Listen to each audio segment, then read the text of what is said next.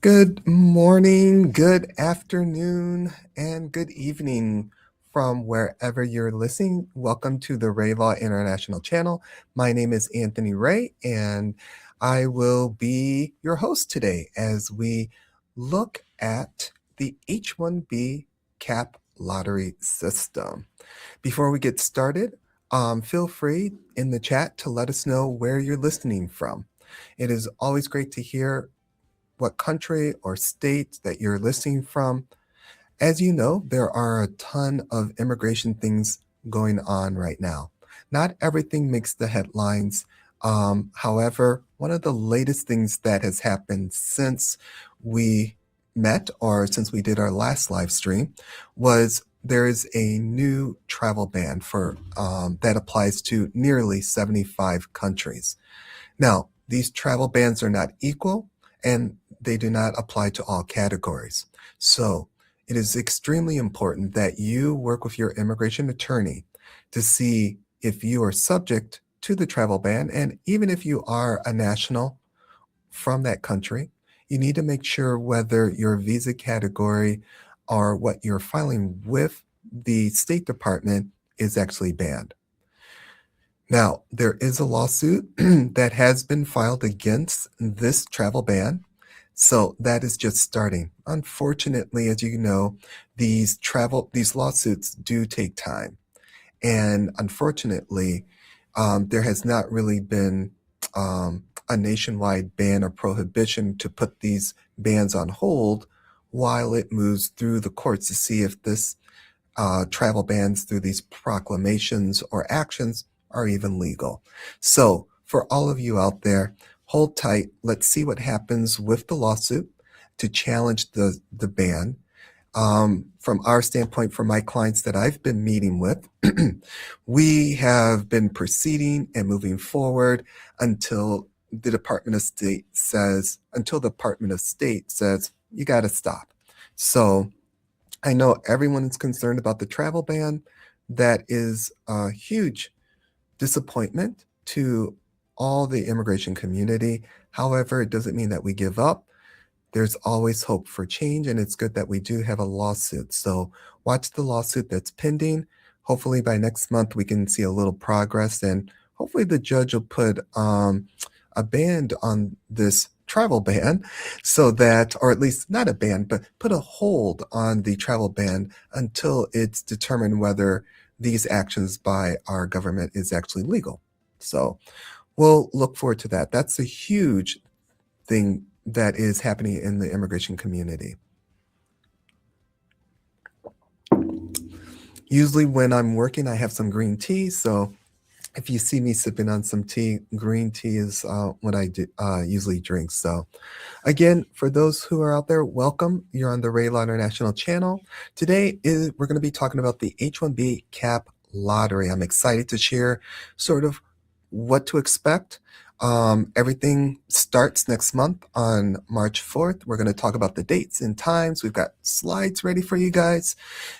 Should you have questions, go ahead and put those in the chat so that we can respond. Jen and I will be monitoring those to make sure that we get those. If we cannot answer them during our live stream, we will definitely follow up and get some response to you. We love to hear your comments. We also would like to hear about your opinions about U.S. immigration and the policies that are being implemented. We've had a lot of people who are sort of favorable with what the administration is doing, but if you have opinions, either way, share them in the comments. We love to hear from you. We're here to help those coming into the United States lawfully and defending those people's rights who are here as well. It's a tough journey, for many foreign nationals out there. It's really tough. There's a lot of things that you see on the news, but there's an emotional toll that really goes on. And part of what we do in immigration, of course, is the filing of petitions and arguing in immigration court. But the other aspect of what we deal with is the emotional turmoil that our clients and many other people experience as they go through the ups and downs of the immigration process and all these policy changes. So hold tight. If you have questions, please go ahead and drop that in the comment section, and we'll get to that. All right, guys. For those just joining, again, Anthony Ray of Ray Law International. We have a quick one today where we talk about the H-1B cap lottery. So let's kick this off and get started. So if you are planning to register for the H-1B cap lottery in March 2026, you need to stop. There's a lot of things you need to do. This year is totally different, and no one's seen this before, and we're going to talk about what that looks like. First, there are mistakes happening at the registration stage that are costing employers a lot of time, and they may have to file another year. So when we do the registration, there is only one shot at this. There is no second chance.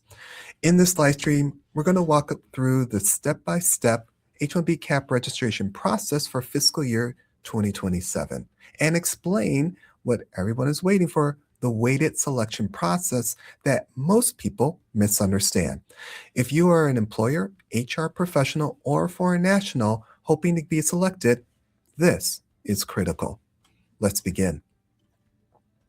Before you touch the USCIS portal, you must determine eligibility. First, is the position a H-1B occupation? What does that mean? That means that does the job require a bachelor's degree in a specific field?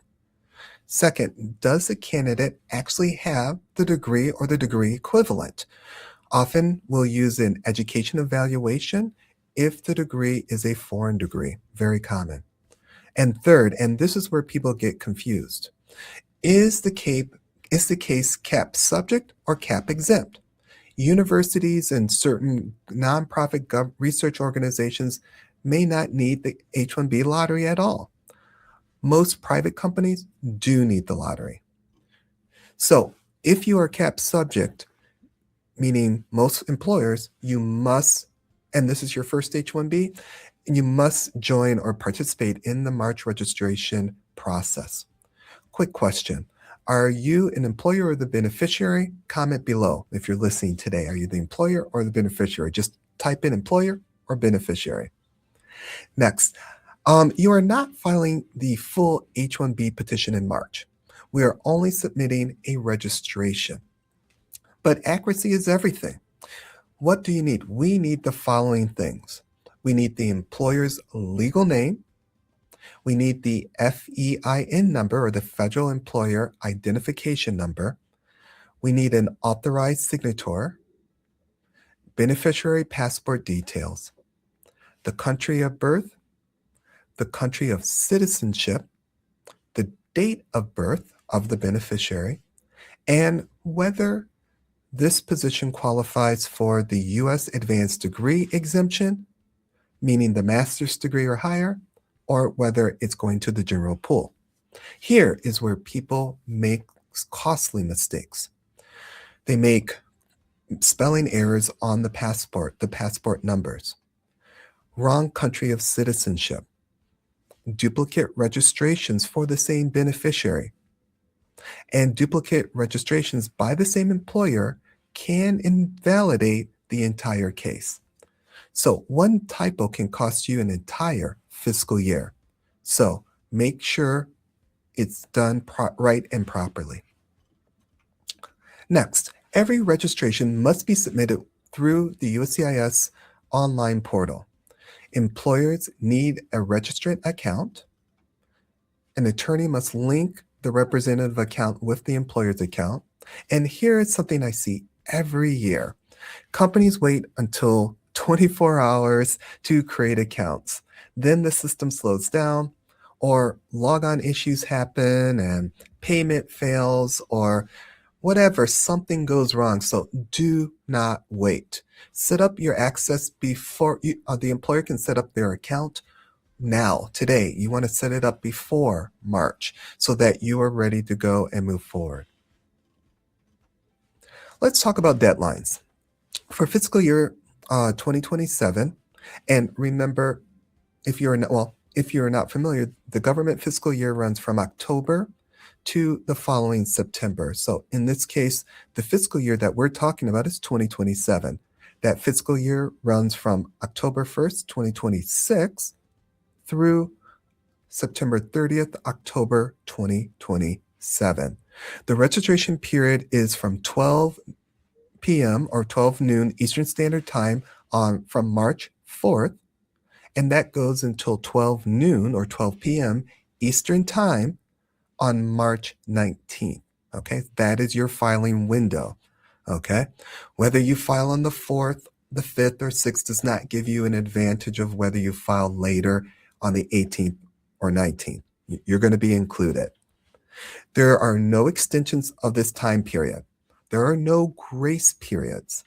And no, the system, and just because the system is slow is not an exception. Just by experience, every single year there are computer issues with the registration process. So get everything done early. Sometimes a lot of people will file at night when people in North America are sleeping. Sometimes that is a hack that will work, but no excuses. If you miss it, it's a whole nother year, and who knows next year what new rules our government is going to come up with. And prep, so we always want to stress, and hopefully you get it, preparation matters now, not when it's too late. Now, let's talk about what everyone wants to know. How does the lottery actually work? Now, this is extremely important because we have a totally new system called the weighted base selection system. Starting from fiscal year 2027, the registration is implementing a new system. It is no longer purely random, okay? My opinion, it's all about the money and how much you're going to pay. The more money you pay, the higher chance, and you're going to see that happen here. Selections will now be weighted based on the occupational employment and wage statistics, or the OEWS wage level tied to the SOC code and job location. For those who are not familiar, OEWS stands for Occupational Employment and Wage Statistics, whereas SOC, when we talk about SOC codes, that's your standard occupational classification code. All this can be found on your ONET and through the Department of Labor website for getting wage. So not only do we have to make sure the person qualifies for the position, that they have that the position is H-1B caliber, but we also want to make sure that the wage level is correct, but also that it's high enough because it's going to give an advantage. The higher the wage, the more chances of being selected. And this is how it works. If the pro-offered wage equals or exceeds level 4, there are 4 levels in the wages here. Level 4, which is the highest, that registration gets 4 chances in the lottery. 4 chances. Level 3 gets 3 chances. Level 2 gets 2 chances. And level 1, our entry-level college graduates usually, receives 1 chance. So instead of every registration having equal odds, higher wage levels now receive multiple entries in the selection pool. Let me repeat that clearly. Level 1, 4 chances. Level 3, 3 chances. Level 2, 2 chances. And it's very simple. Level 1, 1 chance. This rule applies beginning with the March 26 registration window for fiscal year 2027. Selection does not mean approval. This is key. Just because you're selected doesn't mean your H-1B is going to be approved, even though we've done all of these checks. You still have to file the H-1B petition and pay all the fees from April 1st. The filing period starts from April 1st. Here's a quick question for you. Do you believe that the lottery odds of is getting harder today or easier? Type it below. Is getting selected easier or harder? Probably depends on how much you're getting paid. Those people out on the West Coast in Silicon Valley or New York, where the wages are very high, are probably going to have a higher chance of getting selected. But let's see what happens this year. Next, From March 19th, I'm sorry, excuse me, after March 19th, the USCIS will conduct the lottery. Selections are usually announced by the end of March. The online account will show the following: the date you submitted it, whether you're selected, whether you're not selected, and whether it's denied or invalid. Now, it's going to be interesting this year because the USCIS normally takes a certain percentage beyond the, you know, 65,000 and 20,000 or 85,000 altogether, because there are a certain percentage of the cases just are going to be denied so that they don't have to redo the lottery. So presently, they really haven't explained how they would redo this, so it's going to be interesting. In the past, what we have seen is they would do an initial lottery in March. If they didn't have enough, they would do a second lottery about August. And then they would sometimes even do a third lottery later in September, October timeframe. We have many cases that were selected in the July or August time period, and those H-1B cases under regular processing are still pending today. We're now just getting them upgraded to premium processing. So it is very important that you follow this strict window guidelines for when you're filing, okay? March 4th through the 19th. Remember, it starts at noon, ends at noon. Next is, this is where the real legal work begins. You must, now this is after you get selected. Let's say once you're selected. After you get selected, we then file the H-1B petition. We call that Form I-129. It's used for many non-immigrant visa categories. H-1B is one of the many that it's been used for. We submit the H-1B petition or Form I-129 with the approved labor condition application, whole nother discussion for a different day, evidence of that the job qualifies as a specialty occupation, H-1B caliber. We have to show degree documentation, employment support letter, and most important for the government, the correct filing fees. Please note that the government has essentially gone to electronic fee payments, meaning you got to pay by credit card or ACH. Personal choice and practice that we do here at our firm is we want to do ACH. We've had many issues when they kicked this off back in the fall of 2025 with credit cards being denied or rejected and people missing their dates. And it's a nightmare. Just as there are strict timelines here, there's strict timelines for everything in the immigration process. And this is why you want to have an immigration attorney to help make sure that you stay within those guidelines. If you miss the filing deadline listed in the selection notice, you lose your selection. You got to do it all over again. There are no extensions, no exceptions, no excuses. And this is where poor preparation at the registration stage can create problems later. Also, you have to, the wage level that you put in for the registration, let's say you put level 3, you have to make sure that your H-1B matches that when you file. You can't change it or lower it after you get selected. So there are even more ways to have your H-1B denied, and you got to be careful. Next, the H-1B cap process looks simple, but there are high stakes. One mistake at registration can eliminate eligibility for an entire year. Preparation should start right now, today, in March, but not in March. If you are an employer planning to sponsor someone under the H-1B cap, start preparing your documentation early, get it to your attorney, get it to us, whoever you're working with. If you found this helpful, subscribe to the channel. Love to hear from you. We'll be covering H-1B strategy, compliance updates, and what to expect in 2026 and beyond. If you want a detailed H-1B registration checklist, comment checklist below, and we'll make sure we make that available to you. Thank you, everyone, for listening. Let me see if there's any comments out there that we can answer. I don't see any comments. Please share this with your employer, HR professionals. Until next time, stay educated. Stay on top of your immigration case and stay on the right immigration path. Thank you for watching. We'll see you next time. Bye for now.